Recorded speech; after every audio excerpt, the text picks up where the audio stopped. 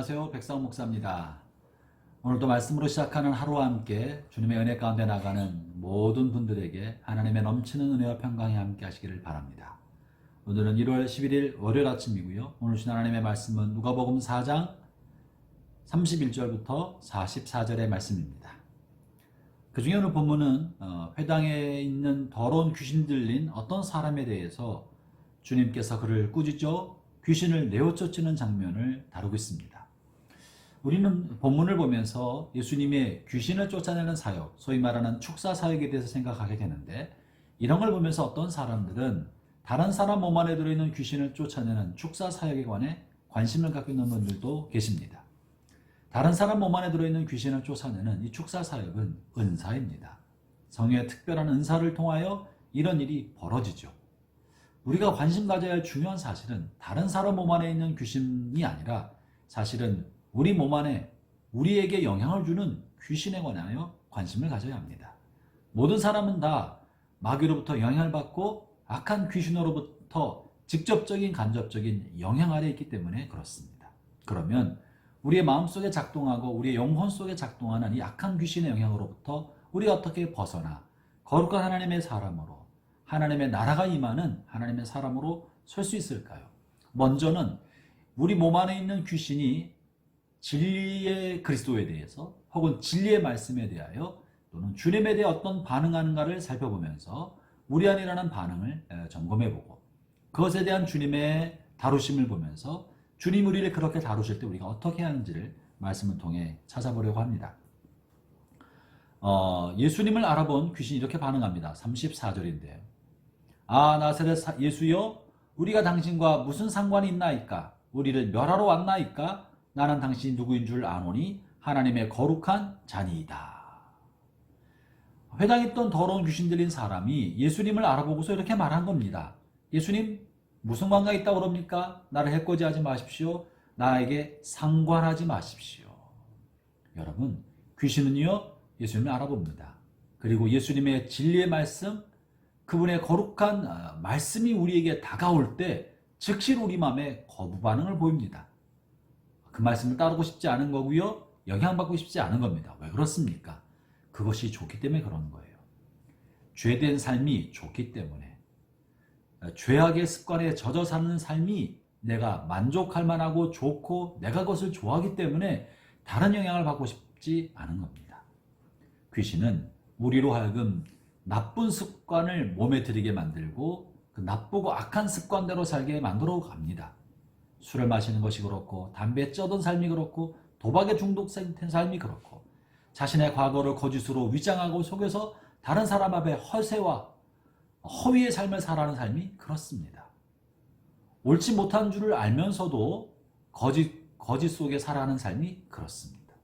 다른 사람을 속이는 삶이 그러한 것입니다. 이것은 모두 우리에게 부정적인 영향을 주어서 죄악 가운데 머물게 만들고 죄악의 습관 속에 머물게 만드는 사단의 속임인 것이에요.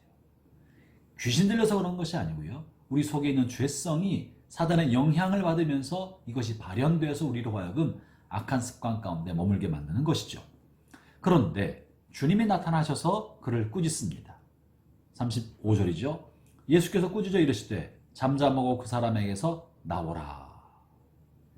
때로 예수님이 생명의 말씀을 통하여 성경 말씀을 묵상할 때 혹은 설교자의 설교에 선포되는 말씀을 통하여 우리의 영혼 깊은 곳에 감추인 죄악의 본성을 드러내실 때가 있습니다. 하나님의 말씀은 살았고 운동력이 있어서 좌우에 날선 것보다 예리하여 그 영과 혼과 관절과 골수를 찔러 쪼개기까지 한다고 말씀하지 않으셨습니까? 하나님 말씀이 예리해서 숨은 생각을 드러낸다고 히브리서에 말씀하고 있지 않습니까? 성경 말씀을 읽을 때나 설교 말씀을 들을 때 마음에 감추인 나쁜 동기가 드러나게 될 때, 우리 속사람의 숨기고 있었던 의도가 드러나게 될 때, 감추인 죄의 본성이 드러나게 될 때 찔림을 받습니다. 아무도 몰랐으면 좋겠다고 생각했는데 주의 말씀으로 나의 속사람을 비춰줄 때 자극을 받습니다. 그럴 때 즉시 보인 우리의 반응은 왜 나에게 상관을 하실까? 상관 안 했으면 좋겠다. 이 진리로부터 벗어났으면 좋겠다. 피하고 싶다. 외면하고 싶은 회피 반응이 일어나는 겁니다. 지금 그것이 이 귀신 들린 사람이 했던 첫 번째 반응이에요. 나와 무슨 상관이 있습니까? 회피하는 거고요. 피하려고 하는 것입니다. 그런데 그럴 때 주님이 꾸짖으면서 책망할 때에 우리가 들어야 합니다. 순종해야 합니다. 형제자매 여러분, 마음의 찔림으로 주님이 무엇이든지 말씀하시거들랑 그것은 주님의 음성인 줄 알고 즉시로 순종하길 바랍니다. 때로 우리는 주님의 말씀이 우리의 마음에 비수처럼 꽂힐 때 죄성이 드러나서 고통스러워하고 피하고 싶어하고 마치 내가 주님의 말씀을 받아들이고 순종하면 지금까지 살아왔던 삶의 기반이 무너지는 것만 같습니다. 거짓과 허위로 되었던 삶이 폭로되면서 모든 사람으로부터 배척받고 욕먹고 비난받아서 사회에 매장될 것만 같은 생각이 들어요. 그래서 거절하는 겁니다. 회피하는 거고요. 하나님의 말씀을 받아들이지 않고 그 거짓의 허위 속에 살고자 하는 것입니다. 그런데 주의 말씀을 받아들이면 변화가 일어납니다. 오늘 본문 35절 후반절에 이렇게 표현하고 있는데요. 귀신이 그 사람을 무리 중에 넘어뜨리고 나오되 그 사람은 상하지 아니한지라. 여러분, 우리가 악한 죄의 습성과 허위와 거짓 가운데 사로잡혀서 그것을 드러내고 인정하고 사람들에게 인정할 때 마치 내가 쓰러질 것만 같고 다 무너질 것만 같고 모든 사람으로부터 사회로부터 매장될 것 같지만 형제자매 여러분, 오늘 본문에 말씀하기를 넘어뜨려지지만 상하지 않는다고 말씀하셨습니다. 넘어질 수 있어요. 사람들에게 욕을 먹을 수 있어요. 내가 지금 갖고 있는 신분과 지위를 잃어버릴 수 있고 돈을 돌려줘야 될 수도 있습니다. 그러나 여러분, 망하지 않습니다. 죽지 않습니다. 끝나지 않습니다. 이제 비로소 건강한 몸으로 다시 서게 되는 겁니다. 그것이 주님의 뜻입니다. 오히려 마귀에 사로잡혔을 때 우리의 속사람이 죽지만 마귀 얼굴을 벗어나면 한때 넘어지지만 쓰러지지만 절망 가운데 처하는 것처럼 보이지만 그거야말로 온전한 몸으로 다시 일어날 수 있게 되는 길이 됩니다.